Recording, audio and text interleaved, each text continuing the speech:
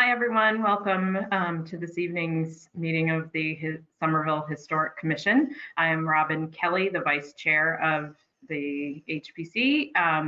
Our Chair, Eric Parks, is not able to join us tonight. So I would like to jump right into our meeting and remind folks that pursuant to Chapter 2 of the Acts of 2023, this meeting of the Somerville Historic Preservation Commission will be conducted by a remote participation. A recording of these proceedings can be accessed at any time using the registration link at the top of this agenda. Before we begin with the public hearing, I would like to have us all introduce ourselves. As I said, I am Robin Kelly. I am Vice Chair of the Commission and the Realtor representative on the Commission, and a historic homeowner as well in Union Square. And if we'll just go through, Mr. Chagnon. I'm DJ Chagnon. I'm a landscape architect and a resident of Ward 5. Mr. Falvey. Hi, I'm Ryan Falvey, and I am a resident of Ward 2. And this evening, we're welcoming our newest member of the commission, Colin Kersey. Colin, would you introduce yourself? Colin Kersey in the Winter Hill neighborhood as a citizen member of the commission. Terrific. And staff, Ms. Chekowitz.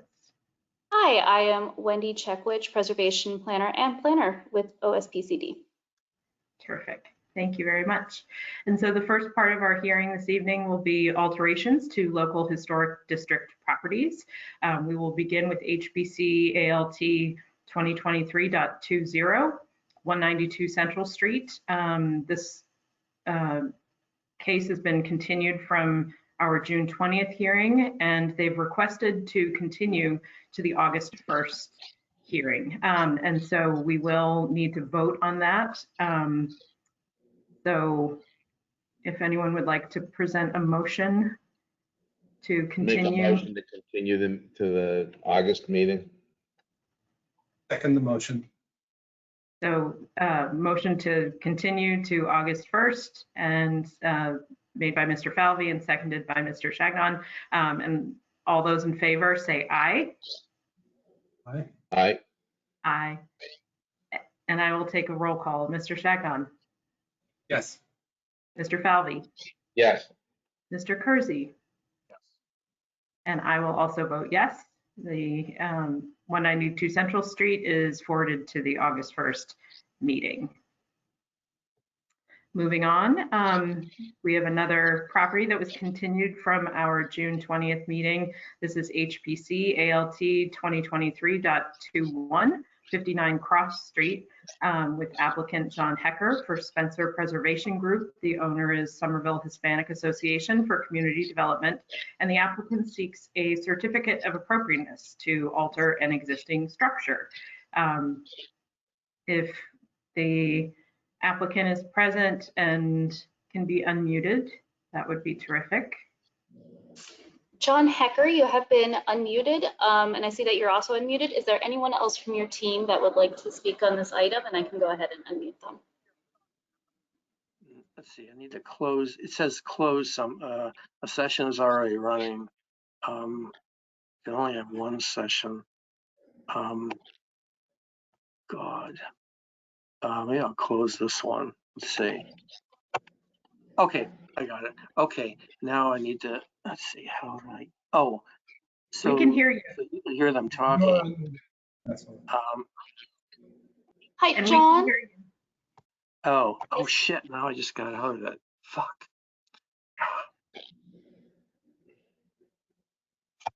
Oh. John Hecker, you have been unmuted. Can you hear us? Oh man, it says I'm connected, but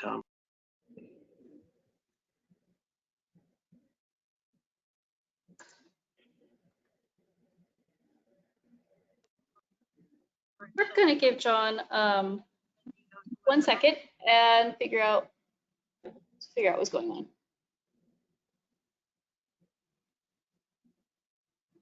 that's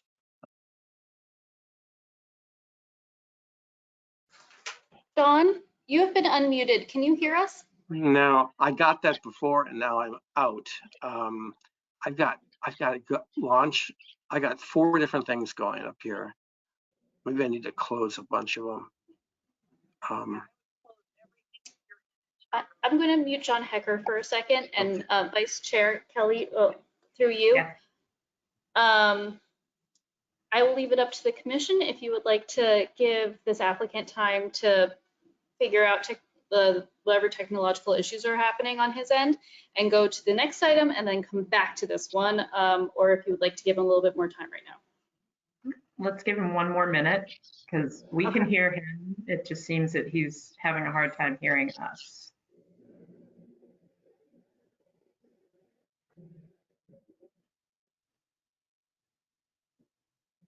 John Hecker, you're unmuted. Can you see us?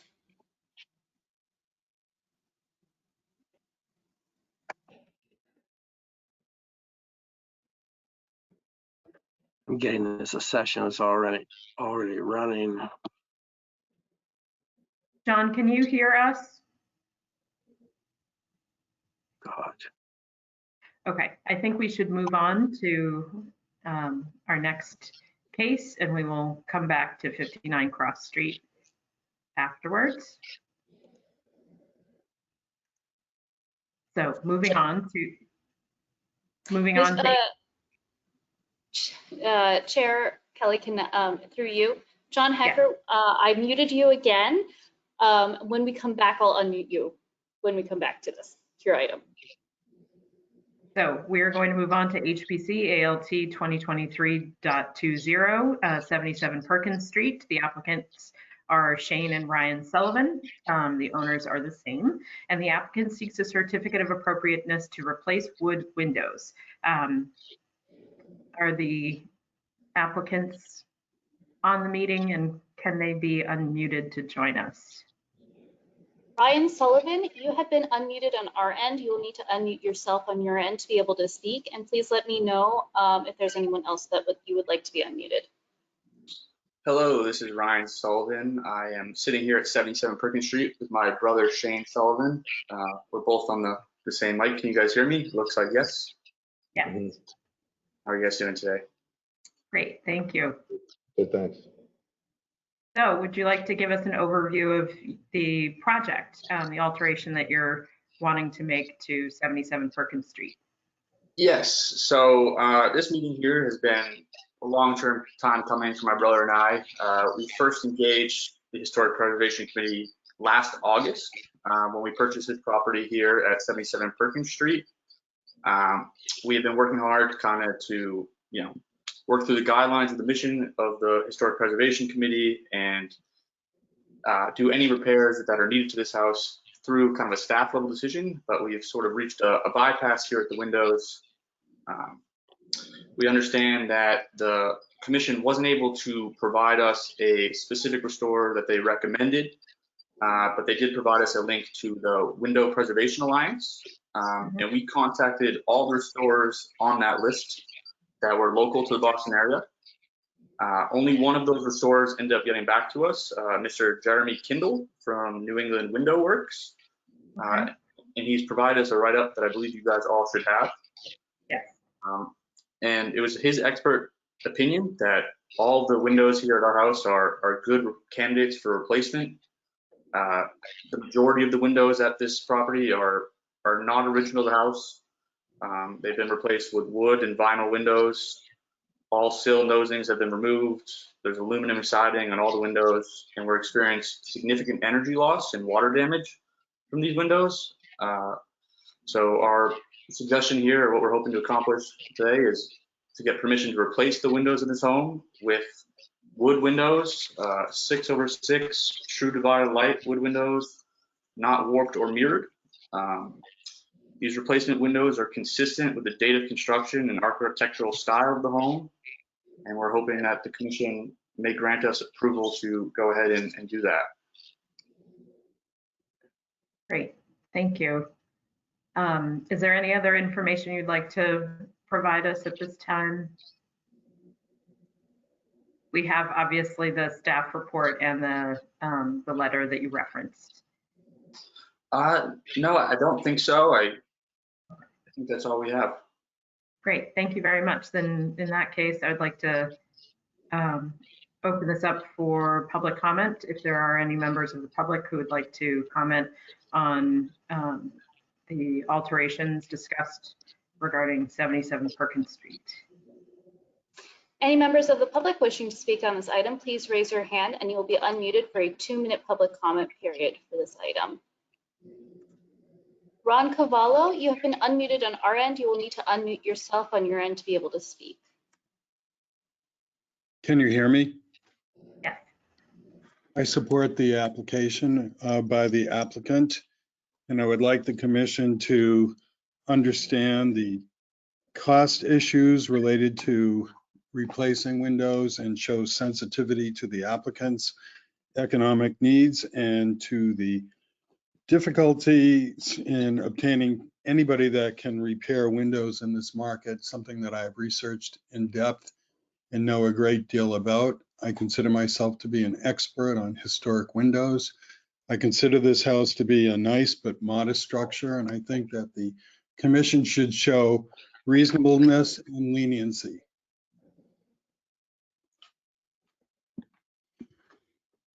Thank you, Mr. Cavallo. Are there any other members of the public who wish to share thoughts on this project? If there are any other members of the public wishing to speak on this item, please raise your hand.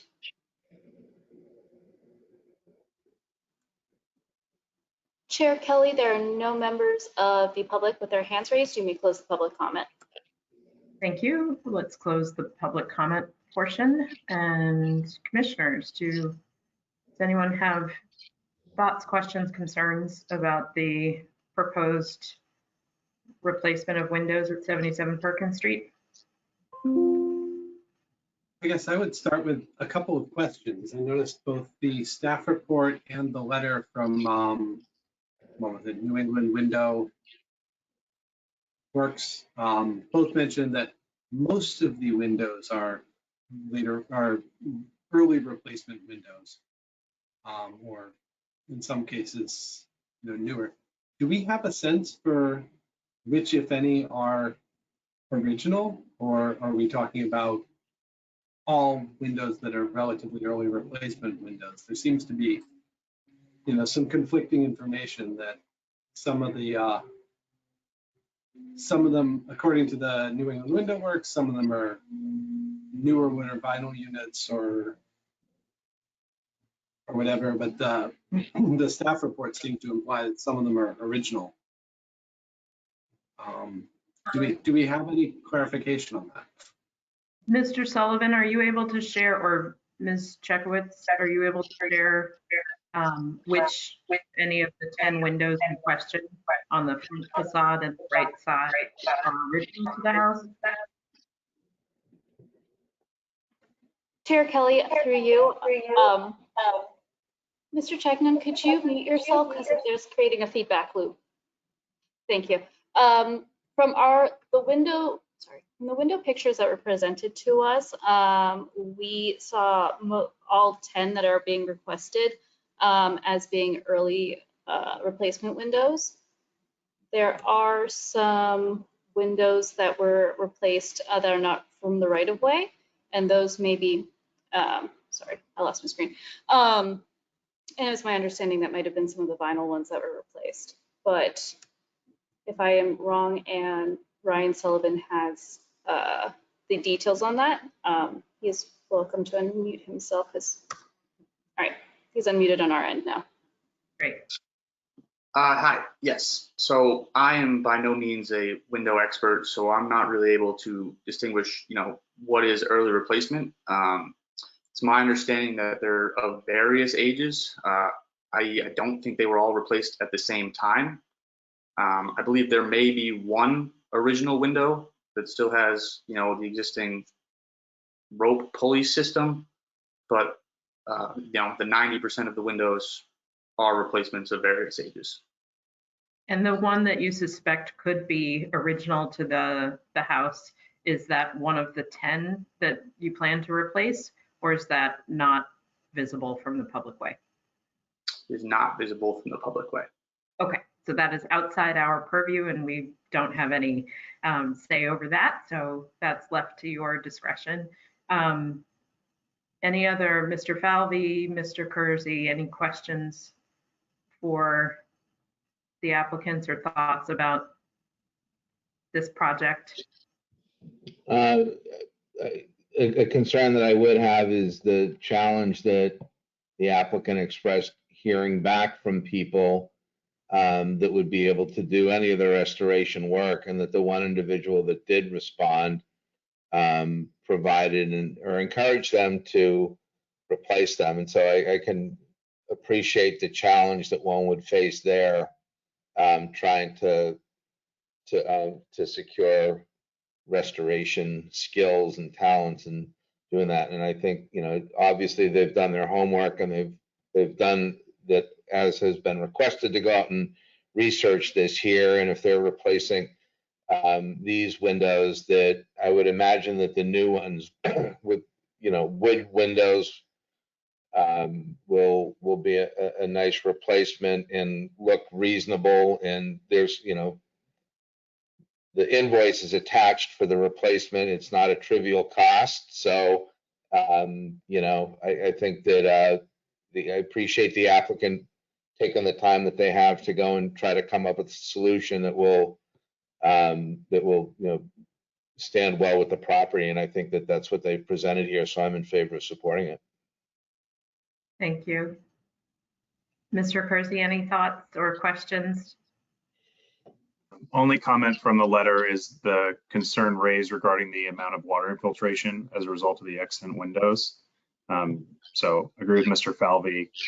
It seems that the applicant has done their homework and that this is potentially the best option to prevent further damage to the property as a result of this water infiltration. I agree. And I think, in particular, because we are not dealing with original windows from the first half of the 19th century, that these are, old, but they are not original windows, that the proposal seems very reasonable to me. And the sort of collateral benefit that the storm windows will be removed from the property, I think is great. And it would be wonderful to see the aluminum removed and the wood trim replaced around. I know that's not what we're discussing this evening. I don't know if that's what the Mr.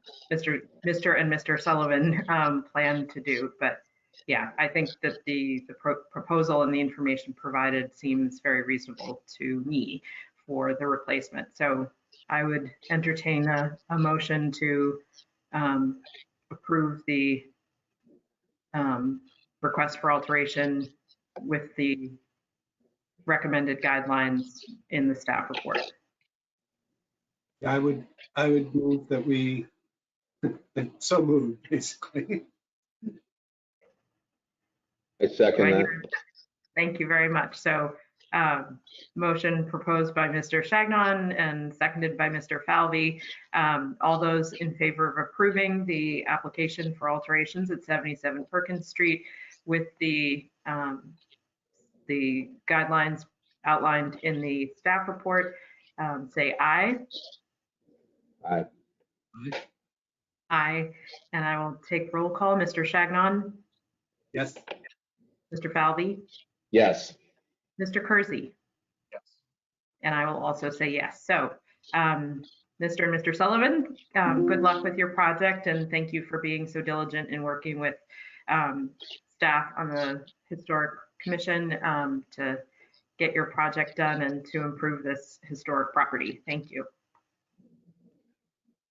Chair Kelly, just a quick question. Should we, Yes. should we be reading the actual conditions into the record, since Sure. the public doesn't have access? It was the recommended conditions were that the proposed windows be 6/6 windows, true divided light, that replacement windows should not present a warped or mirrored reflection, and that replacement windows shall not be tinted, all of which were reflected in the applicant's proposals. Yes. Thank you very much. Terrific. And Thank you. And so we will move back to 59 Cross Street. If Mr. Hecker is able to hear us. John Hecker, I have unmuted you on our end. You are unmuted on your end. I am also unmuting Susan Hurst, who I know is also part of the applicant team. Susan, you are unmuted on our end. You will need to unmute yourself to be able to speak. And in the chance that you and John might be in the same room, because I know you work for the same company, one of you will have to mute your mics or else there might be a feedback. Okay. Can you hear me now? Yes. Okay. All right. So I'm John Hecker. Susan Hurst is my colleague at Spencer Preservation Group. She's also an architect. We work together as a team. So if I'm going off on a tangent, Susan will maybe rein me in. But we've been working on this building for a number of years, and right now we have potentially 4 projects that would be going on at once at this building. To finish fiscal year 21 work, CPA fiscal year 21, move fiscal year 22 work along, we've dug a test pit to confirm the existing foundation material at the base of the church. Fiscal year 23 work was approved by CPA, and now we have an ARPA grant to put an elevator into the building along with 2 new accessible restrooms that would flank both sides of the elevator hoistway. So I'll start with the ARPA work. Roberta Cameron and Sarah White have both advised us the ARPA work takes priority, and that's the one that has to be completed. The money has to be spent and the work has to be completed by the end of June of 2024. So the ARPA work is 1 elevator and 2 accessible restrooms. And one of the issues I will say that we're definitely going to have is that we have the other projects going on. Fiscal year 22, I'll start with that one. That one is an important one because we're providing accessibility to the basement level of the building. So these projects actually, the original concept was to ramp up, and we were going to put a foundation pad down in 22 in anticipation of a future elevator at some point in the future. Now we have the ARPA grant, so we have to, these projects are going to be working at the same time. So ARPA is our focus, but we have to get electricity in and water, sewer for the restrooms for ARPA and the electricity for the elevator. But we're also in fiscal year 22, we're filling in part of the lower level with flowable fill and a new concrete slab. So a lot of the services for the elevator and the bathroom above have to go in before we start pouring concrete and then putting a new slab in to make the kitchen, the social hall, and the stage and the access to the food pantry all at one level. So the coordination is rather challenging. In terms of how it affects the Historic Preservation Commission, we're probably going to be penetrating the roof just a slight amount. I think the hoistway and the overrun will probably be below the roof trusses, but just to be careful, we're putting, if you were to look at the drawings, you'll see that we've placed the elevator hoistway shaft in between 2 of the main roof trusses up above. So if we have to go above, we're obviously not going to have to cut the bottom cord of one of these big trusses. So that's how we've located the elevator hoistway. It basically goes more or less in one position, and it's a 3-stop elevator. So it'll serve the basement level, the main level, and the upper level. So at the end of the project, someone who has an accessibility issue can be at the sidewalk. They'll be able to wheel themselves, walk with a cane, whatever their access issues are, they'll be able to maneuver up the new sidewalk that's going to be cut into the slope, slightly sloping down. So when you go through the door, you'll be at a raised level in the social hall. So when you come in, you're going to be basically at the same level. The building is quite high up, so we're cutting in to go at the lower level. So we're changing the site. We have a landscape architect. There are 6 sheets that were included in the submission to show how we're dealing with the walkway, which will be of a brick wall. We're pulling we have a curved wall instead of going right next to the building. I think a previous member expressed an issue about getting too close to the foundation wall. So we kind of pulled it out a ways so we'll only be showing a certain amount of the foundation wall. The test pit shows it's shale. The same shale was excavated and used as the retaining wall with the abutters property. That retaining wall is overturning and collapsing. So the landscape work will include rebuilding that wall, brick on one side and a concrete masonry unit on the other side, and it'll be a bit lower. There's also a landscape component with new trees and landscape elements. So I think it'll be quite an attractive entry into the building. Tell me if I'm meandering here, but the ARPA grant, again, to reiterate, is a new elevator and 2 accessible restrooms. The accessible restrooms are on the main level. So we'll be having to bring electricity, sewer, and water to the restrooms. New elevator is going to require an electrical service that we hope that we don't have to upgrade. We have to determine that with our electrical engineer. We have some alternates in the fiscal year 22 work, and I should say what we're basically asking you tonight, I think, are certificates of appropriateness for fiscal year 22, fiscal year 23, and the ARPA grant. And then having those certificates of appropriateness will allow us to apply for the building permits. And that is what we're doing. We have 2 alternates in CPA fiscal year 22 for some window work on the tower. We've already previously repaired windows. We do a restoration on the windows. It's typically epoxy consolidation, tightening the joints, painting with high gloss black finish, and it also includes repair to the window frames and restoration of brick molding. We basically try and deal with what we have and not introduce new elements. In the tower, we have 1 window that we're going to have to replace with a new window. We will just simply match the styles, the rails that are already there to make it consistent with the existing windows. Those are our 2 alternates. I think it'd be a total of three window restoration of sashes and frames in the tower, and another alternate for the larger window up above that keeps blowing out. On the fiscal year 23 work, that is new work that was negotiated with CPA to complete gutter work, which will complete the roof work. So it's the north and south sides toward the front of the building. We would be putting new copper gutters on both the north and south sides. The gutter profiles will match the new gutters that were previously put on toward the rear of the building. And so included in our set are the gutter drawings and details that we used previously for that work.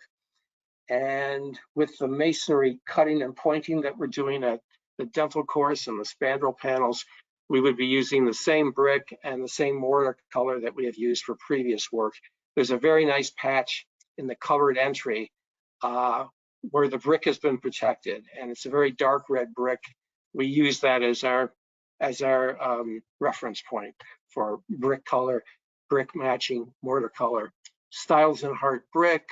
I think we have pictures of that. So and then in terms of the stone that's being used for the curbing, we would match the granite that's on the building. We would clean a section of the granite stairs or the granite water table and try and match that stone as closely as we can. And that's kind of a quick summary. It's complicated. It's 4 projects, so it's a real challenge, but ARPA is the highest priority. We finished fiscal year 21. Fiscal year 23 is kind of a continuation of fiscal year 21. Fiscal year 22 is the cutting of the new ramp and the landscape improvements. Thank you very much. You're welcome. I'm sorry if it was a little verbose, but I'm trying to keep it all straight, and so I will leave it in your hands now. Yeah, no, it's a big project and a lot of details. And I know that we've learned a lot about the building from you and other past presentations. So this is very helpful, and there's also very good information in the staff report, which is very helpful. I would like to invite members of the public to share any comments or questions that they may have about these proposed projects. Any members of the public wishing to speak on this item, please raise your hand for a 2-minute public comment and you will be unmuted. Ron Cavallo, you have been unmuted. It's clear to me that this is an expert team that is part of the renovation, restoration, alterations to this building. How could I not support such a superb, skilled team? But I'm also in favor of anything that improves the city, which I consider to be in a severe state of decline. It's clear to me that the small developers have left the city much to the detriment of the city, and I would like to see this project go forward as easily and as swiftly as is possible. Again, I repeat, this is the most toxic environment for development of any city. So I support the ease and that this process be easy for this team, and that this not be a protracted, painful process for the team.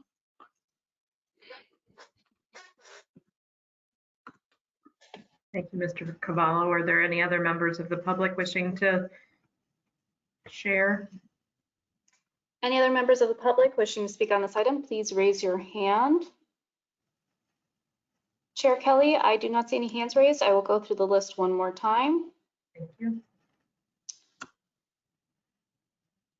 All right, you may close the public comment. I do not see any other members of the public with their hand. Thank you. We will close the public comment portion for this case. Commissioners, thoughts, questions, concerns?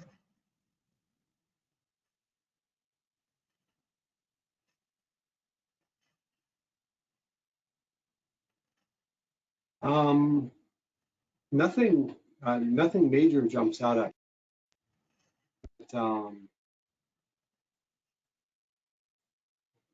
That really, the landscape improvements, which I've been looking over in detail. Your team did a lovely job.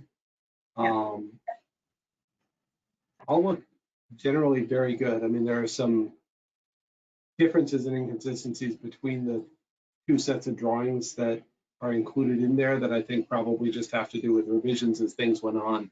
But, what species of tree gets planted is sort of outside of our purview anyway.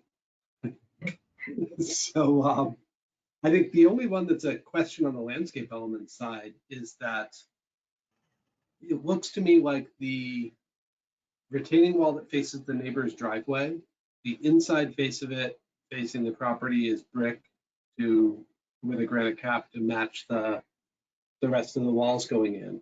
But the side facing the neighbor's driveway is concrete block. And I think that the intent of that is that it coordinates with the existing portion of wall that they're retaining. But I wanted to confirm that that was the reason from the applicant's end, that it wasn't brick faced on both sides. That's true. That's true. There's existing concrete masonry block further back, and we try and avoid placing brick in direct contact with driveways and sidewalks because of the salt. But I'm glad you asked that question. That's a good observation. It makes a lot of sense, and that matched my memory of it. So that was what I thought was going on. But yeah, I guess my only question to the rest of the commission is how folks feel about the little bit of a head house and the blocking up of the windows on the elevator side. But on the other hand, they're relatively speaking a necessity, and getting the building accessible, it feels to me like a pretty minor imposition to the exterior appearance to do that. I can't quite tell what the appearance of the infilled windows would be from the street. Where the windows are backed up by the elevator hoistway, we would probably, the traditional way to deal with that would be to paint the inside of the glass black. There are other ways to put a material back there so you don't see into that space. We will make sure that the windows could be removed from the outside, but from the outside of the building, you'll basically see glass. You'll see a restored window at the second floor. That's part of the work scope, but it'll look like just windows with the lights off probably in the room. And that's how we would deal with it. We haven't decided exactly how to deal with it, but either a wall that's painted black behind or painting the glass black.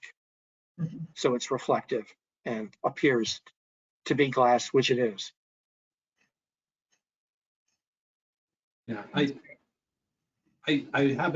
haven't studied that sort of treatment in depth myself. Instinctively, it feels to me like having a wall on the inside of the window well, since it's such a thick masonry wall. Not window well, but the window opening would give just a little bit of depth behind the glass. You might get a deeper sort of interaction with the light, and it wouldn't so obviously cut off at the glass. Yeah, we could paint the CMU hoistway, which Exactly. the hoistway has to go a little further in to clear the foundation wall down below. So it's going to be set back from the windows maybe a foot and a half or so, something like that. So if we painted the CMU hoistway a dark color, you would see some depth through the window instead of having the cutoff right at the rear surface of the glass. If I'm understanding you correctly. Yeah, and that's what I was envisioning more or less, and that sounds preferable to me, I think. Okay. Personally. Okay. Yeah, we can do that, absolutely. No, that's a reasonable thing to do. Yeah, and I agree with you, Mr. Chagnon, that all of the plans, and we've visited this project over the years, and all of the details, and it's clear through the drawings and the presentation that things are very thoughtfully put together. And the only piece of anything that gives me pause is the little shed dormer that may be needed for the elevator. But it seems that it's been as sensitively addressed as possible, and that it will have a fairly minimal impact if it is in fact needed. Because I understand that correctly from you, Mr. Hecker, that may not be needed, but that you're anticipating it could be, and so want to make provisions for that. Yeah, yes, we're giving you the worst case, and it is pulled toward the front. So when you're on the sidewalk or across the street, your line of view won't even see that because the tower will obscure it. So if it's coming through the roof just only a foot and a half or so, 2 feet, let's say, we would probably have to flash that with copper, like the base flashing, counter flashing.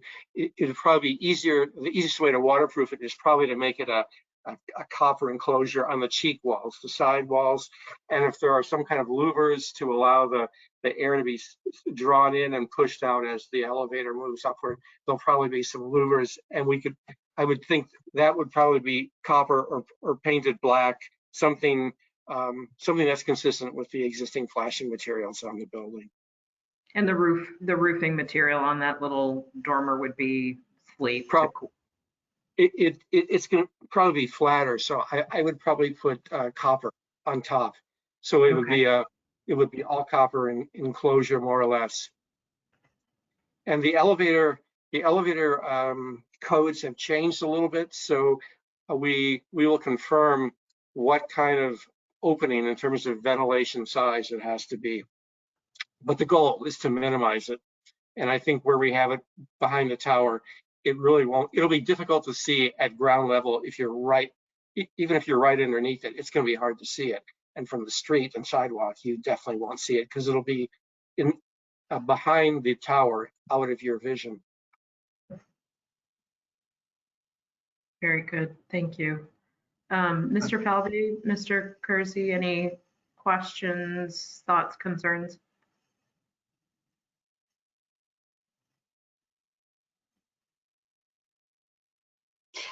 Mr. Falvey, you're still muted. Thank you very much. I was just gonna say, the main question I had was, what the elevator penthouse sounds like a very daunting sort of a thing. And so to see how it's kind of gracefully gonna be tucked up in there, what I think is a really thoughtful design. Applaud the group's attention to detail. This is gonna be a building I think people will take their time to go and visit, you know, when all is said and done and the work is completed. It looks, with the landscaping and such, you know, as comprehensive a plan as we've seen, looks to be very thoughtful, and I wish them the best to support what I've seen. Thank you. The landscape designer, I think, did a very, very nice Yeah. job. Beautiful. Very nice job. And he's trying to be cost effective, but put the best materials out there, make it an asset to the neighborhood, make it inviting. It's great.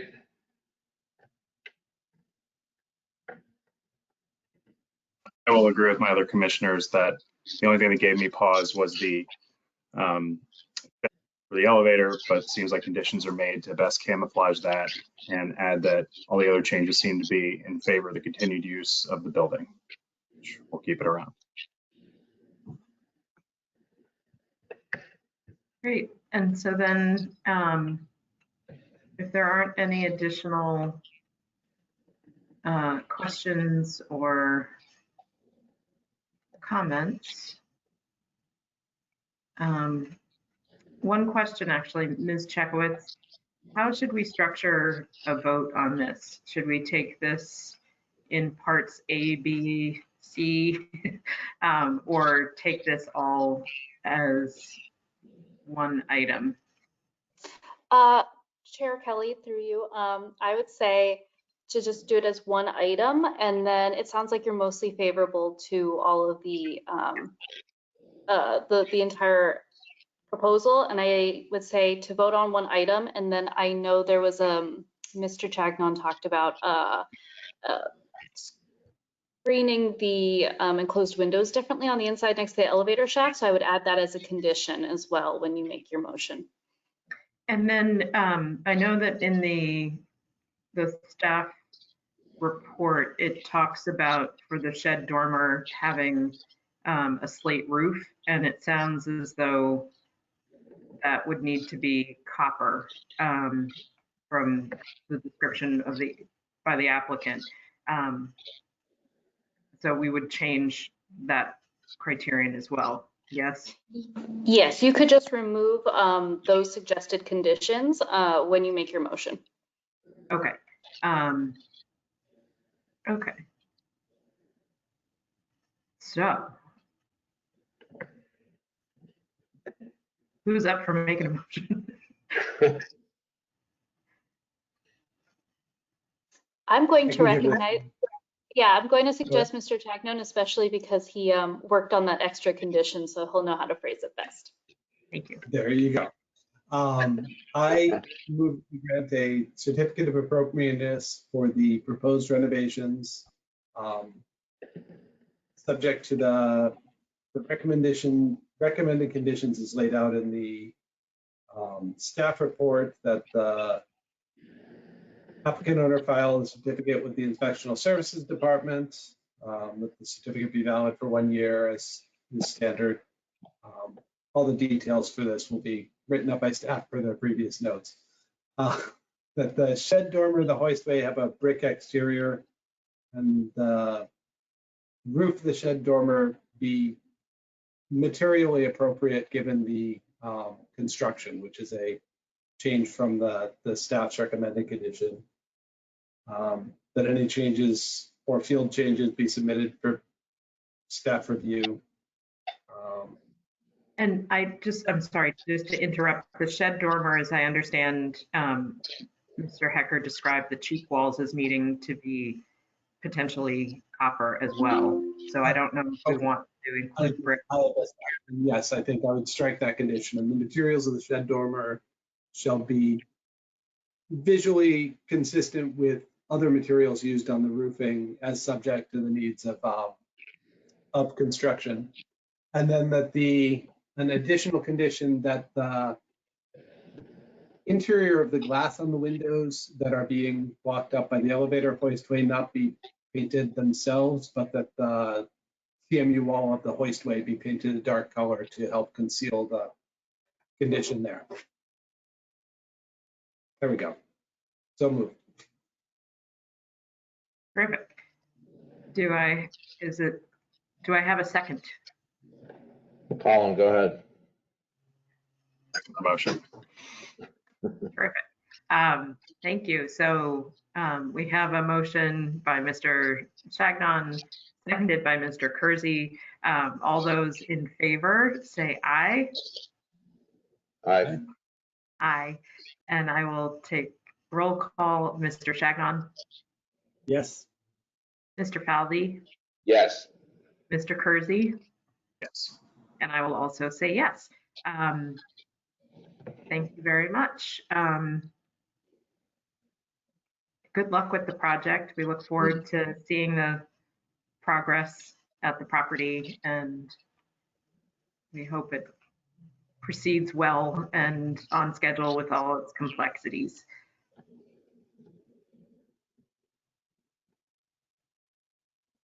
Great. Okay. Moving on. We are now going to shift into determinations of preferably preserved. This is the second step in the demolition review process. So the properties that we will be discussing have been determined to be historically significant, and it is now the Commission's task to determine whether these properties are preferably preserved or if the applicants may move forward with demolition.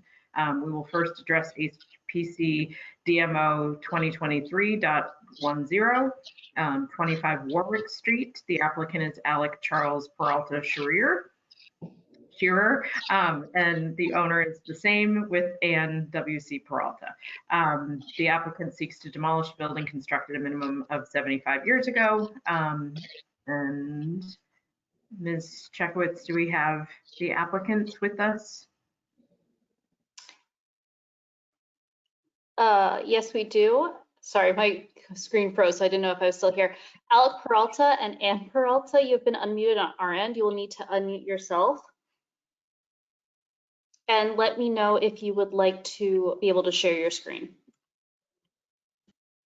Great. This is Ann. Can everyone hear me? Yeah. Wonderful. So I'm going to start and then I'll pass it off to Alec for any more technical questions because he's the engineer and I am not. But I'll just sort of summarize our project as a starting point. So thank you so much for this opportunity to speak. And for those of you who weren't in attendance last month, briefly, we are Ann and Alec Peralta, owners and residents of 25 Warwick Street for the last 11 years. And why we are here today is our kids who are 8 and 5 are getting bigger, and we are feeling the constraints of a house with only one bathroom, and imagining the benefits to our family of also adding another bedroom and a little bit more living space. As we said last month, we love the look of our house and our green space, so we tried to come up with a design to propose a renovation and addition that really minimally changed those two things while giving us a little bit more space that we desire because we really want to stay in our house and on the street that we love. So in summary, what we're proposing is that we convert our 1 3/4 story house to a 2-story house and add space to the second floor over the additions that have been made over the years to the original building mass. We hope to move the left walls 2 feet to the left to make it 2 feet wider, and move the back wall 3 feet out to match a small bump out that's in our current kitchen. And then in order, the reason we're here seeking demolition is not that we intend to demolish the whole house, but that we both, in moving those walls, we hope to put in new walls that will better be able to handle the load of the second floor, and because we need to remove the roof in order to make the 3/4 floor into a full height second floor. We hope that these changes will make those walls more structurally sound and able to support the second floor, and also add height to the basement walls, which are very low. So those are the reasons we're seeking to demolish the left and back walls. And again, we've thought a lot about how to maintain the look and feel of our house that we fell in love with and why we bought it in the first place. And we hope that this plan allows us to achieve our goal of obtaining some more living space. We have 1,049 square feet right now, and we're looking to increase it by about 600 square feet to make it a slightly larger house, while maintaining the look of the front house, the front of the house, specifically the bay window that you can see in the pictures. We want to maintain that same look, and we love the mudroom that we have with the many windows on the side and that like sort of second down picture on the left. And then also some demolishing of the walls also allows us to make our house overall more efficient. So we'll take that opportunity with this change.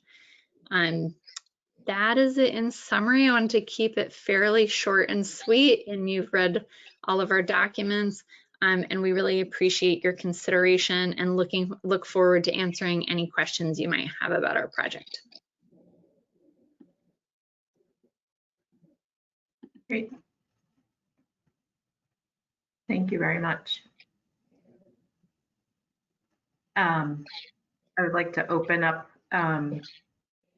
public comment.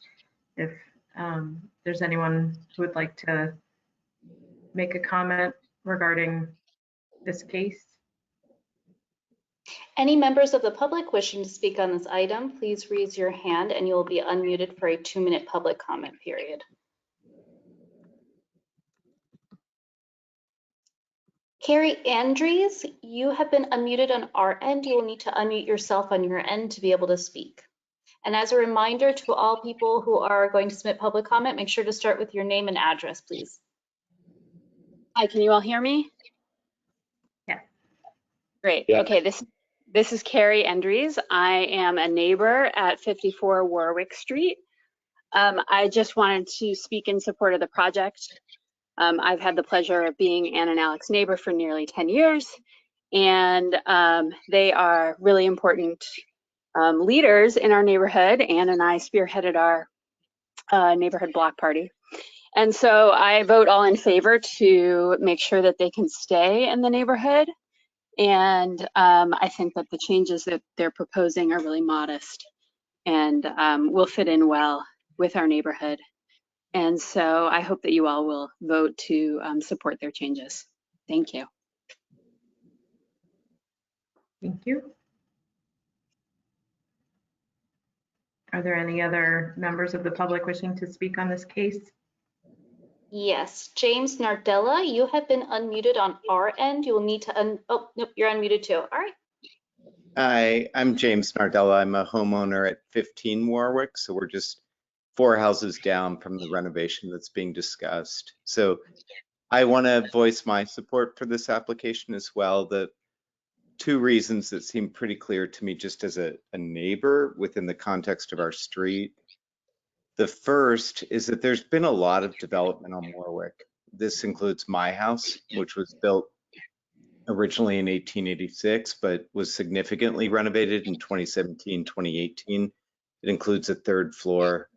I would say most of the lots on the street contain taller structures and greater density. There's a set of 9 separate 3-story single-family buildings that sit directly across from 25 Warwick, the house that we're talking about tonight. And right now there's a crew building a 4-story, 28-unit building at 13 Warwick. So to be clear, there's just no consistent aesthetic on the street at present. I don't believe that the proposed partial demolition that the Peraltas are discussing at 25 Warwick would be detrimental to the architectural, cultural, political, or social heritage of Somerville in any way, as the commission is looking out for. And then second, as has been mentioned, the house at 25 Warwick is definitely one of the more modest homes on the street. And I suspect even with the proposed renovations, which Alec and Ann are discussing, this home will remain one of the more modest, even at 1,600 square feet. So those of us who've already renovated and built 3-story homes which surround this structure, I just feel like we would be hypocritical to oppose what sounds like a pretty straightforward change that the Peraltas are bringing forward to turn a 1 3/4 story house into a full 2-story house. So this, I just want to voice my support. Thank you. Thank you. Matthew Rice, you are muted on our end, and I see that you have unmuted yourself. Thank you very much. Good evening, commissioners. My name is Matthew Rice. I'm a resident of 35 Warwick Street. We're just 2 doors down from the Peraltas. We would also like to voice our support for the proposed project. As an architect, I have a particular appreciation for the sensitivity that the proposed design takes. They have really been consistent with the way in which the house fronts the street, the bay window that fronts there, the mudroom, the entrance portion. So really the relationship from an urban standpoint is really being unchanged in terms of the overall footprint of the building, which I find is very important, especially in our community and our localized neighborhood. I also want to sympathize, and I think Ann was being a little bit humble when she said that it was challenging to raise a family in that particular house. I've been in that house both with the current owners as well as prior owners. It is an extremely tight 1,000 square foot house that is in there right now. And raising 2 kids in that space, they are certainly saints to be able to manage that. And I really just, I plead for them to have the additional space and not going over the top, but really just something that would allow them to raise their kids in that space. It's very well deserved. And then just lastly, I want to point out the fact that the Peraltas have been already exhibited a tremendous ability to design something that is really fitting with Somerville. Their landscape design that's currently done that Alec did himself and installed himself is very much Somerville, very historically sensitive. As well, when they were initially considering this project, they were considering a 2.5-story addition, or 2.5-story structure. And they pulled it back down to 2 stories to make it fit better within zoning envelope as well as the intended look and feel. So very much supportive of this project. Thank you.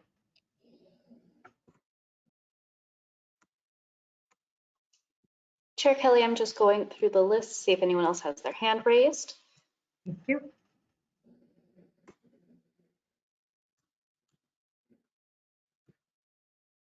All right, Chair Kelly, I see no other members of the public with their hands raised. You may close the public comment. Thank you. We will close the public comment portion of this case and turn to commissioners for thoughts, questions, concerns. Well, I'd say I think the Peraltas have put forth a very thoughtful and reasonable proposal to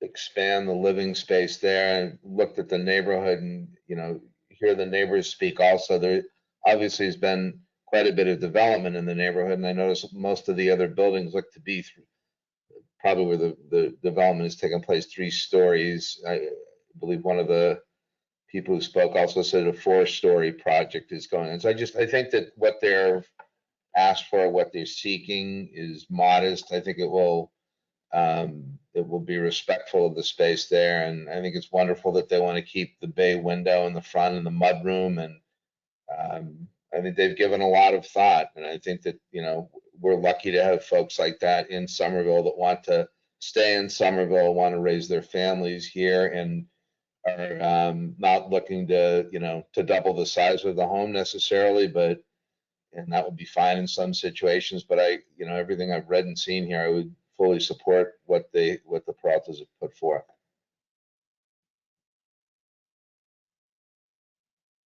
Thank you. I think I would speak up. I would tend to agree with pretty much everything Mr. Falvey said there, that the scale of the existing house is so incredibly modest that I think it is not, in a practical sense, it does not make a lot of practical sense to think about preserving it for the sake of preserving it, because I have trouble envisioning who's going to, you know, in the changing demographics of that neighborhood and everything else, and the scale of things, that the existing house is just a little too modest, I think, in some ways. And what they're proposing scaling up to fits so well into the rest of the streetscape that it doesn't strike me as problematic at all. I wasn't here for the discussion of significance or not, but I suspect it had to do with its history in the context of the social heritage of the city as workers' cottages and so forth like that. Looking back, I don't know what the findings were. Does anyone recall? Fill me in. Yes, that it was a good example of a workers' cottage, and it retains much of its original form and massing, and it's a very sweet structure, and so it's not something that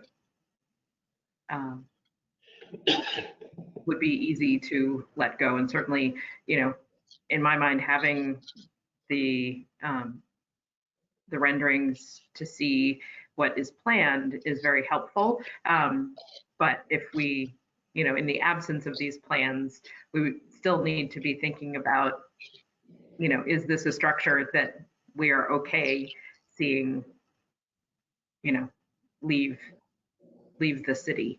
And so that's the piece that we need to focus on, because unless, Ms. Chekowitz, unless you're able to advise differently, are we able to say it's not preferably preserved, but make it conditional on a, make it conditional on this plan or something that close to it? I don't know that we're able to, we can't commit the applicants to building what they've presented to us.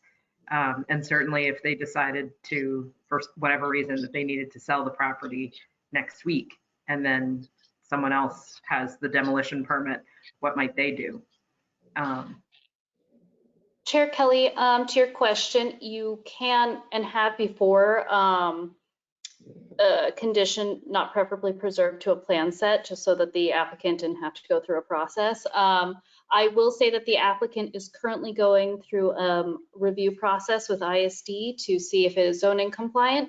So I think it would be tricky to condition it to exactly what it is now. However, staff usually has the ability to work sort of within, if it's like a big difference or a small difference, and sort of make that determination.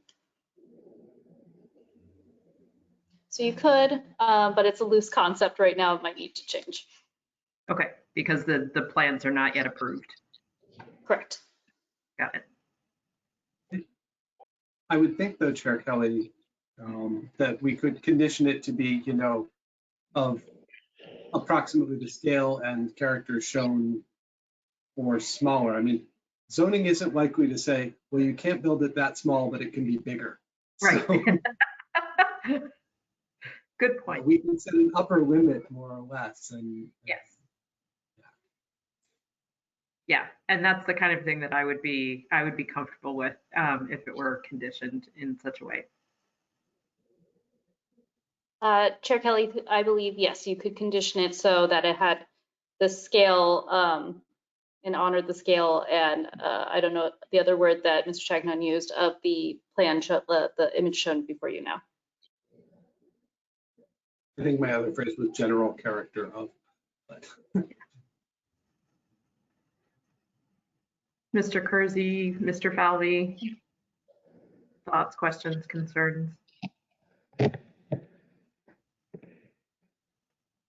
Nothing additional. No concerns from me either. Then I would entertain a motion that may best be put forward by Mr. Chagnon. I keep walking myself into these, don't I?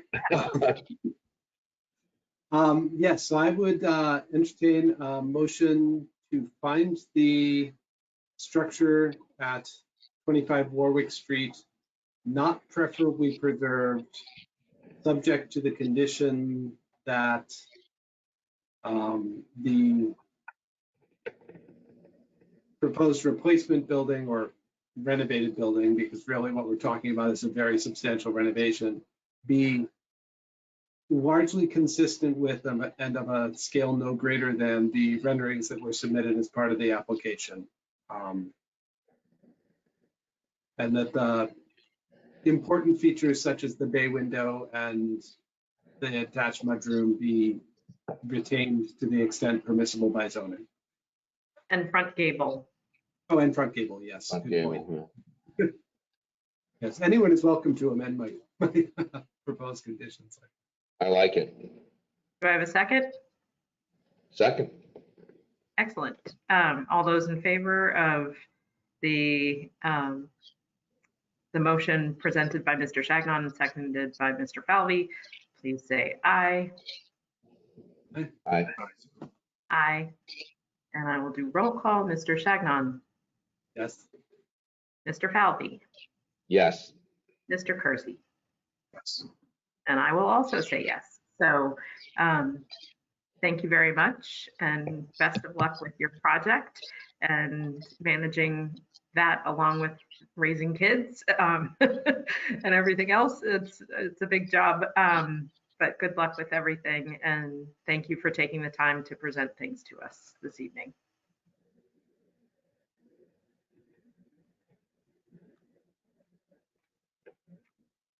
And we will now move on to HBC DMO 2023.11,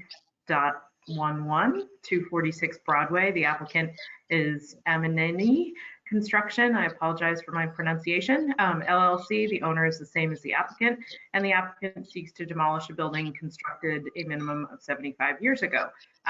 So are the applicant owners of 246 Broadway with us this evening? Yes, Adam Dash, you have been unmuted. Please let me know if there's anyone else from the applicant team you would like unmuted. Thank you. Yes, Deepak Amanani and Natalia Carino. While you're doing that, this is Attorney Adam Dash, 48 Grove Street in Davis Square, Somerville, representing the applicant owner Amaneni Construction LLC. With us is Deepak Amanani, a principal of that LLC, and Natalia Carino, the architect. We were before you on June 6th when the commission determined the building at 246 Broadway to be significant. And as you know, tonight the question is whether it's preferably preserved. To refresh your memory, and I don't know if Mr. Kersey wasn't there probably, but the question of matter, this is 246 Broadway, is a two-family house in the MR5, Mid-Rise 5 zoning district, and is in the pedestrian street district, Broadway being a main drag, obviously. The property is currently vacant. There are no tenants. The applicant believes the structure is not a candidate for preferably preserved because there is no historical association with historical persons or events or broad history of the city or the community. And there have been numerous alterations over time as outlined in the staff report for the prior hearing, including concrete chimney, replacement windows, replacement doors, enclosure of windows on the right side, removal of dormer window on the rear, two-story bay addition to the front, wraparound porch added from the front to the left, one-story addition in the rear, enclosure of part of the wraparound, each on the left to extend the L, another two-story addition in the rear, steps to the front porch, rear deck, and stairs. Looking at the Sanborn maps, you can see that the massing and the shape of the building have changed over time. Even without the changes, honestly, the house is nothing special. There are many examples of this house all over the city. The applicant wants to build something appropriate to the MR5 and the pedestrian street district zoning on the site. We do not have specific plans, but it would something along the lines of 7 units, 4 stories, commercial ground floor would be allowed, we believe. The structure is also in an unsafe condition. We do have a structural engineer's report from Nazeh Hamori. I don't know if you've had a chance to read that, but just for the record, that they visited the site. April 14, 2023, a representative from the office visited the site for the purpose of performing a visual structural evaluation and assessment of the existing framing the foundation. Following noted, the existing building consists of a 2-story residential wood frame building with full basement supported on brick and fieldstone foundation basement walls. Various signs of deterioration and cracking were noted within the basement foundation walls in the rear left corner, right side, left side, and front side. The brick foundation portion on the right and left sides were bowing out to the top of the wall. The main wood beam supporting the first, second, and attic framing shows signs of excessive deflection, checking, and warping. The first floor, second floor, and attic framing showed signs of sagging towards the main carrying wood beam. Various parallel to the roof rafter cracks in the plaster were also observed, indicating possible water damage and deterioration of the roof rafters. Various cracks were also noted at the corners of the front, indicating water damage and perhaps dry rotting of exterior studs. The property has many visible structural damage and deteriorations and is considered to be unsafe. Nazeh Hamori, PE. So I guess being on Broadway in the MR zone, the redevelopment of the site would be in the best interest of the city by providing additional dwelling units, the required number of affordable dwelling units that go with that, the ground floor commercial space. I would note the current building is non-conforming to the zoning at the present day. Not finding it preferably preserved is not detrimental for the city. In fact, we believe it's beneficial to the city and will bring the property into conformity with the Somerville zoning ordinance and the Somerville Vision 2040 plan for the city. The commission could certainly find the property not preferably preserved tonight. I do know that the staff report does have some recommendations for conditions if you were to find it not preferably preserved, if that were the commission's pleasure, such as taking the photo documentation, architectural rendering, salvaging materials, and or interpretive signage. I'm not sure exactly what interpretive signage this site would bring, but as far as those other items, that would be something to, that I think that the applicant would be amenable to if that were something you were amenable to, rather than having to go through a whole MOU process and probably come back with exactly the same conditions at some point later. At any rate, the applicant requests the Historic Preservation Commission to not find the property at 246 Broadway to be preferably preserved. And if the commission wished to impose any of those sorts of conditions in doing so, that would be something that could be entertained as stated in the staff report. Thank you. Thank you, Mr. Dash. And we can now invite the public, if anyone wishes to speak on this case, to please share with us their thoughts. Before I ask the applicants to raise their hand, Chair Kelly, through you, can the applicants themselves just mute themselves during the public comment period? You're all unmuted. Sure. And I think, thank you so much. As long as we can unmute ourselves, because I've had that happen before where I mute myself and I'm screaming at the screen and I can't talk. So I'll mute myself, but just don't take away my ability to jump back in. Thanks. I promise I will not mute you from my end for any of you. All right. Any members of the public wishing to speak on this item, please raise your hand and you'll be unmuted for a 2-minute public comment period.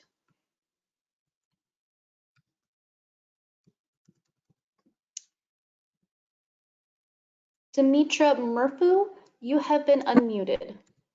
Hi, yes, my name is Demetra Murphy. I actually live in East Somerville, and also know the developer because he did a lovely condo on Alpine Street. And I'm in support of the structures because I think this side of Broadway needs love, especially by Foss Park.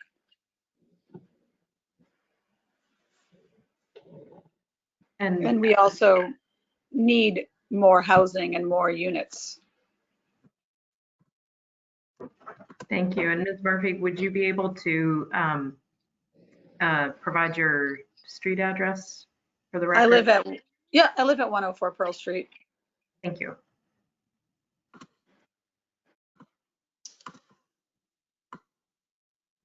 All right, any other members of the public, please raise your hand. Ron Cavallo, you have been unmuted. You will need to unmute yourself on your end. Ron Cavallo, 70 Victoria Street, Somerville.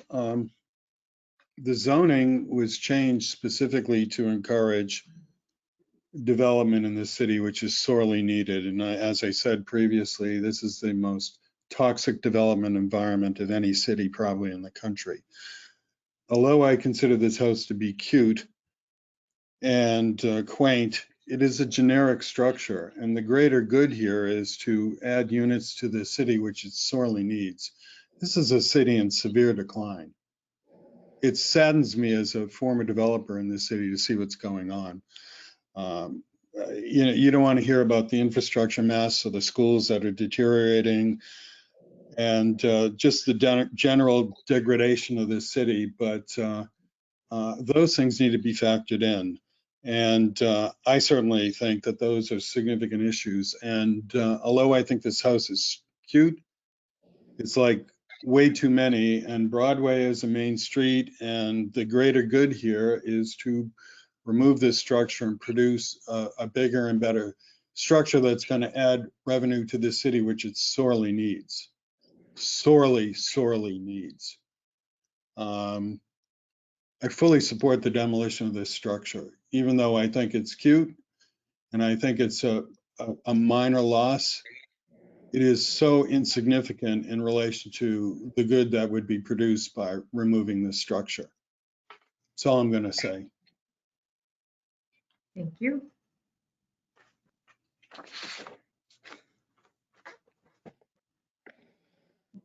Any other members of the public wishing to speak on this item, please raise your hand and you'll be unmuted for a 2-minute public comment.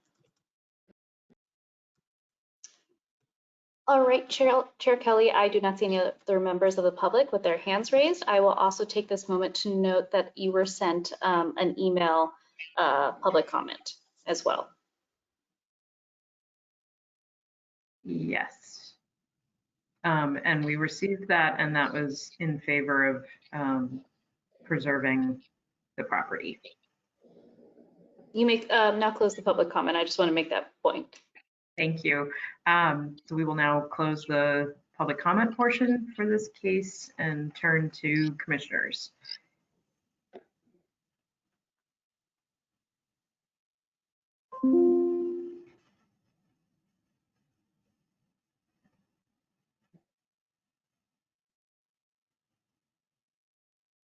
Thoughts?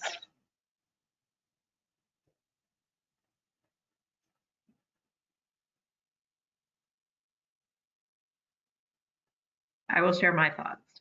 I think if this structure were on a side street, I would feel much more strongly about its preservation. Its specific location on the stretch of Broadway has me inclined to say that it is not preferably preserved, that I agree with many of the comments that this property would in fact be preferably used for something larger and, you know, making good use of our main drags in the city.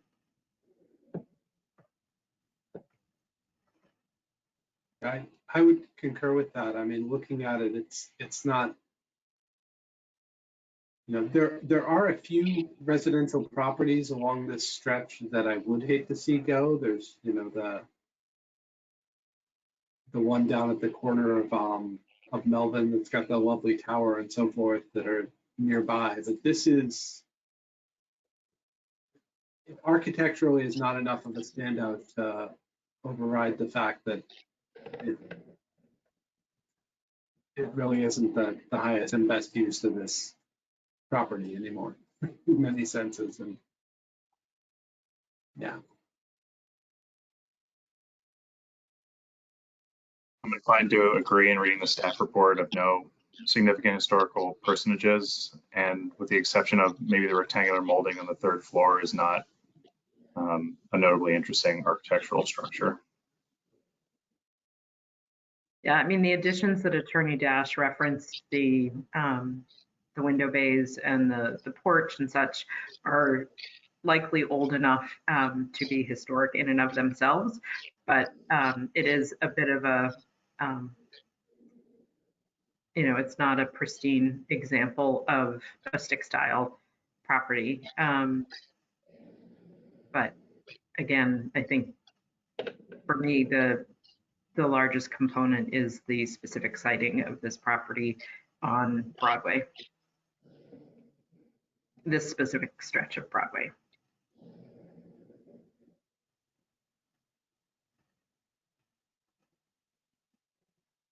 Mr. Falvey, any thoughts? No alternative thoughts. The logic that's been expressed is something I would fully support. And so do we want, what do people think about things like requesting photographic documentation or drawings, things like that?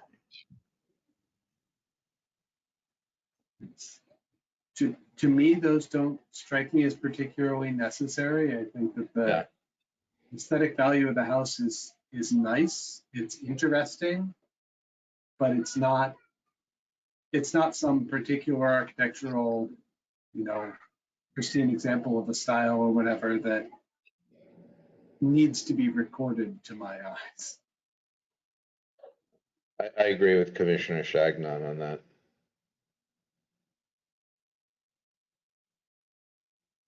Would someone like to put forward a motion to find the property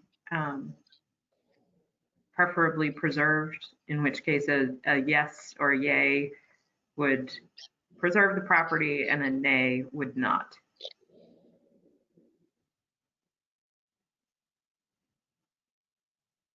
Sure, I will make a motion that we vote on whether to find the property preferably preserved. So just to clarify that the motion to find it preferably preserved. Find it preserved, and a no vote would find it not preferably. Thank you. Is there a second? That's the motion. Terrific. We have a motion put forward by Mr. Chagnon and seconded by Mr. Kersey. A yes, all those in favor who say aye would be preserving the property. Those who say nay would find the property not preferably preserved. So all those in favor of preservation or say aye. All those opposed say nay. Nay. I will do a roll call. Mr. Chagnon. No. Mr. Falvey. No. Mr. Kersey. Also vote no. So the property, and do we need to issue any findings, vote on findings for that? Ms. Jekowitz? Chair Kelly, through you, yes, you will need to make findings on that. And so someone like to put forward a motion on findings?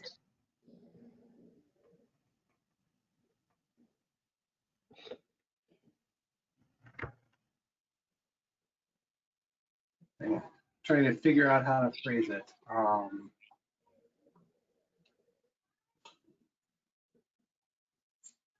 I move that the demolition of this, that our findings be that the demolition of the structure at 246 Broadway would not be detrimental to the architectural, cultural, political, economic, or social heritage of the city. In that it is not a particularly outstanding representative of any architectural style or of significant factors relating to the other conditions named.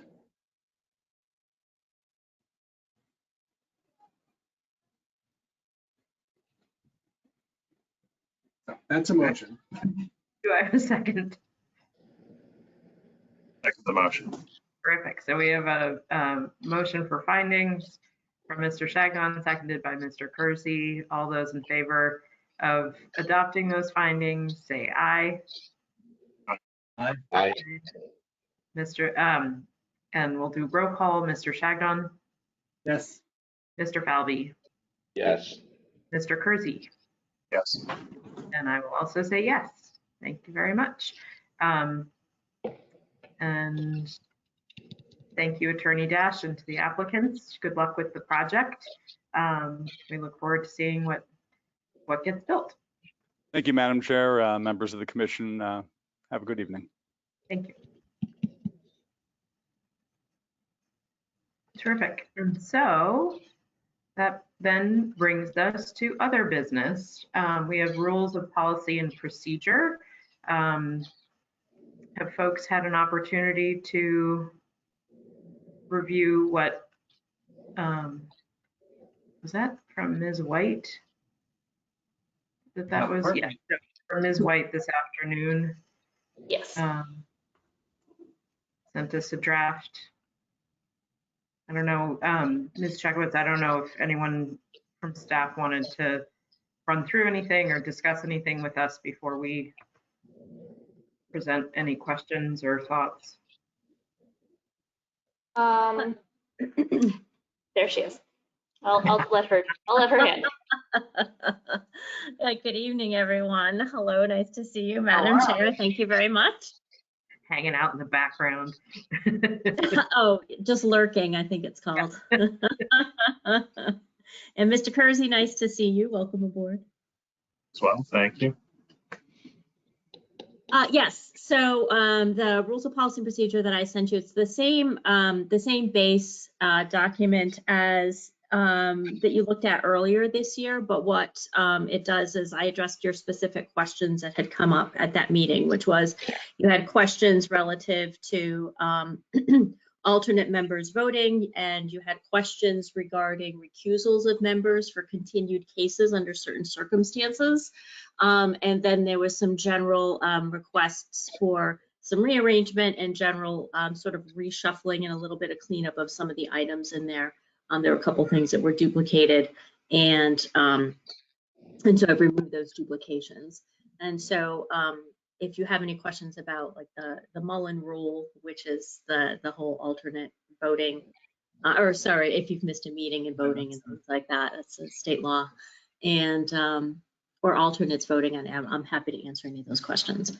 And I think that what's important too is that you have like rules of policy and procedure adopted, and they can be amended. You can revisit them anytime you want. So right now we have that you meet the first and second Tuesday of every month, and I know you're revisiting that again. I think, is it December that you're going to revisit that? Fine. And if you vote then that you are going to go back to once a month, then we change it in the rules of policy procedure at the same time. That's not a big deal to do that. Thank you. Commissioners, any questions? Do I take it then that we missed the window for changing it back to one meeting already? You did. Okay. That happens. But look at how much earlier you're finishing up. That is pleasant, yeah.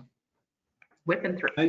I'd rather wait her once a month personally. I mean, I suggest, since they were sent along this afternoon, and I know probably the rest of us are all busy with other obligations, and Eric, the chair, is not here, I think it would be reasonable to to review in the coming couple of weeks and take some time, maybe at the end of our next meeting, where we could have a conversation once we've had the time to go over it.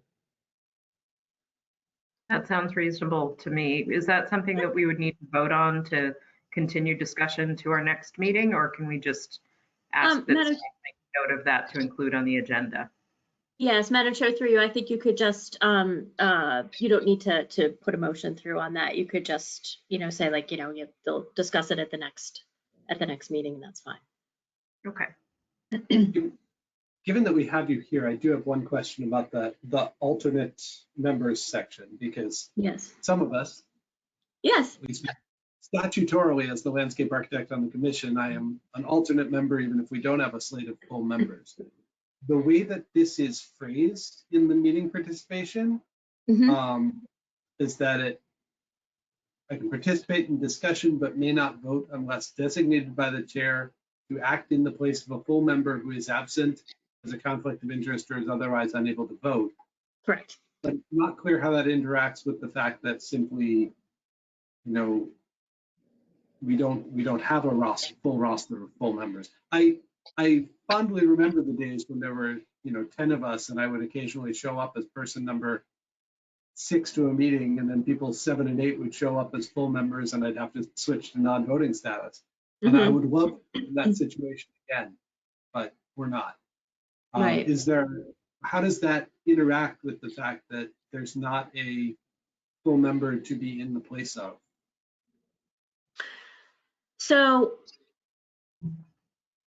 I'm gonna tell you my supposition, and then I'm gonna check it with the legal department. Yeah. My supposition is that if you have a quorum of regular members, that you would not take the place of, Right. and then you showed up as an alternate, you would get involved in the discussion, et cetera, but you wouldn't actually vote because you actually have a quorum of regular members. However, let me check my logic with the legal department on that, and give you a definitive answer. Because previously, even if we would have had a quorum just based on full members, I was still a voting member until the standing body reached greater than 7 members and alternates in attendance. I see what you're saying. Let me check with the legal department, and see Yeah. what their thought is on all that. Yep. I think the other question would just be, the designation of the chair. Would that simply be a statement at the beginning of the meeting that whichever alternates were present were voting in place of absent members or non-appointed members or something of the sort?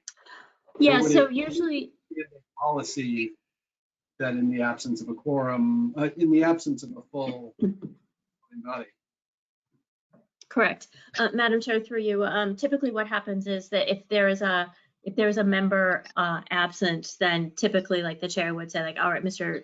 Chagnon, you're here, you'll be voting in place of, whomever is not there. And if there's more than one, member that's absent, it's not that your vote is going to change based on whether the person who is absent is like the expert, like the contractor expert or the LHD expert. You would just vote in place of whichever, one of those absent members. But I mean, I would posit that if we have a voting number of 7 as our target, that it's in the best interest of the commission to have as many members as are present, members or alternates as are present voting until we've hit that. And then obviously for whatever the infinite wisdom was of having some positions designated as alternates in the statute, those of us who are would start stepping out, usually in order of appearance. It's been a long time since we've been in that situation. Yes, indeed it has. Quite a long time. So I will take your questions to legal and see if I can get a response from them before the next meeting. That sounds good. Great. Great. Thank you, Ms. White. You're welcome. Okay, so then does anyone have any other questions on the rules of policy, which we will continue to talk about at our next meeting? If not, then we will move on to minutes. I guess I do have a very quick question about the Mullen Rule, now that I'm thinking about it. So application, I think the only one where this jumps out at me is and this may have been answered before, the demolition review, right? Do the two steps of historically significant and preferably preserved count as separate agenda items? Yes. Okay, so it's Yes. not that to vote on preferably preserved, we have to have been present for or thoroughly reviewed historically significant. Correct. I Correct. mean, it's a good idea too, because the way the staff reports are, it always refers back. Absolutely. Anyway, but given that the minutes aren't always available, Right. before the following meeting, Right. it's sometimes tough to find out what the reasons were. Right. Actually, so what in situations like that, I mean, this really tends to come up more. I'm sorry, Madam Chair, through you. This tends to come up a lot more with the planning board and the zoning board, right? Yeah. Who have many Oh, sure. continuances of cases. Yeah. So and in those cases, what the members who have been absent have to do is they actually have to go and listen to the recording of the meeting. They can't just look at the minutes, so they have to listen to the recording of the meeting, sign an affidavit ahead of the meeting that they have listened to it and they are prepared to vote and they're up to speed. Then they can participate in the vote on that particular item. But yeah, it tends to come up a lot with them, and so they just listen to the meeting. And usually the recordings, and when I say recordings, the video and whatnot of this is usually available pretty quickly right after the meeting is done. So yeah. So, yeah, so it's rare for you guys. I can't really remember one of the last times that you've actually had something continued because it needed greater discussion. Perhaps a project on Meacham Road, maybe 64 Meacham Road a couple of years ago, but that was about it. There have been a few, but not many. Yeah. Few enough that we can kind of remember them. So rare. Anyhow, I'll look to get you those answers for next time. Great. Thank you. Yep, thank you. Take care. And so moving on to the minutes from the May 2nd meeting and the June 20th meeting. Did anyone have, I didn't have anyone have comments on them. There were slight typos and things like that. I don't know if staff wants us to make comment on those, but I didn't find anything of substance that needed correction. I agree.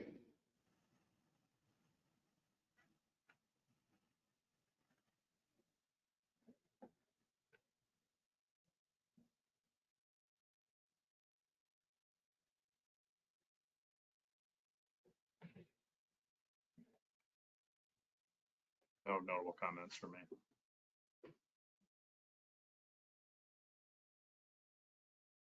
Yeah, I haven't spotted anything yet that makes me go, hey, wait a moment.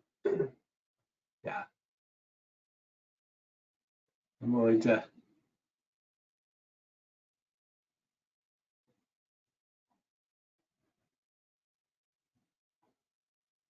These require then a motion to adopt the minutes, I think. Yes, so to approve the minutes. All right.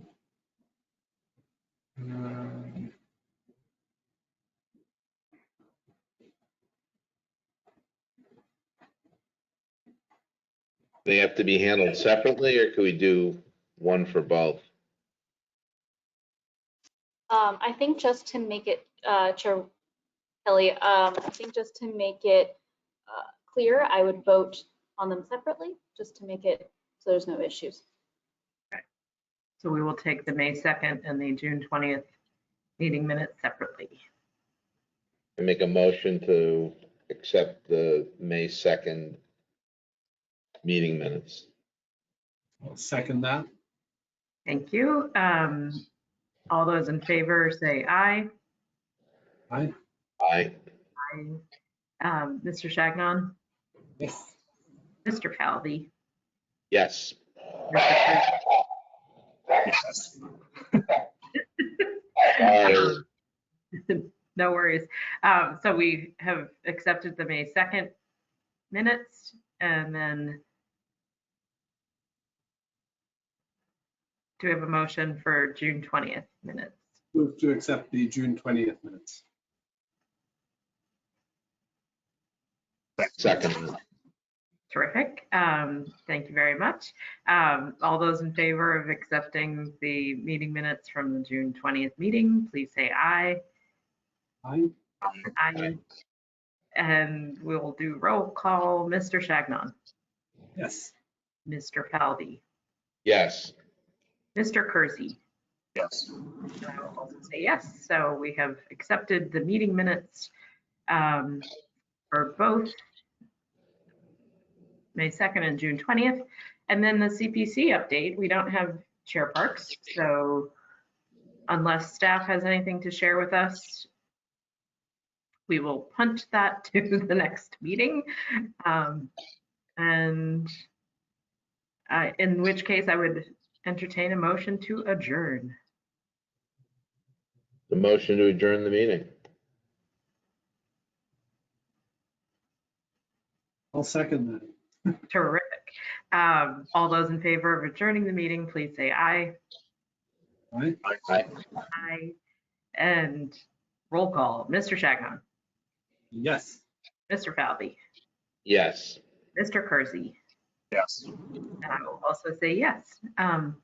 Thank you very much, Ms. Chekowitz and Ms. White, and thank you very much, Mr. Kersey, for joining us. Welcome aboard, and Yeah. I think that's it. Is that right, Ms. Chekowitz? That was perfect. Yay, okay. Well done, Vice Chair Kelly. Yay. All righty, we'll see you at the next one. Great. Excellent. Thanks, Bye, everyone. everyone. Bye, folks. Thank you.